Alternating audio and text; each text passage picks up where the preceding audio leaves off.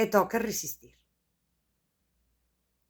Supoño que mentras unhas poucas persoas resistimos, a cultura vive e acontece ali onde estamos nós. E nun mundo global é o que temos que facer. Acabouse a épica, porque non hai soberanía económica, logo non pode haber soberanía política, pero sí que pode haber unha soberanía cultural. Soster esa cultura desde unha creación apátrida. Apátrida porque a patria é ese imperio. Abandonar as consignas para habitar a terra. Por iso, filosofía dos afectos. Por iso eu sei quen son os meus.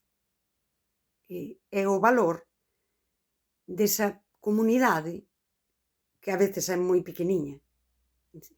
E sinto polas persoas que pasaron pola miña vida e andan xogando a vivir á consigna.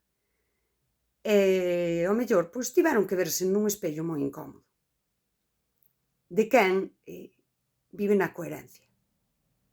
Eu sinto por vós, pero eu non podo ir á merda canda toda a xente, sabes? Quero dicir, con que vayan á merda uns poucos chega, sabes? Non fai falta que vaiamos todos. E encima son muller.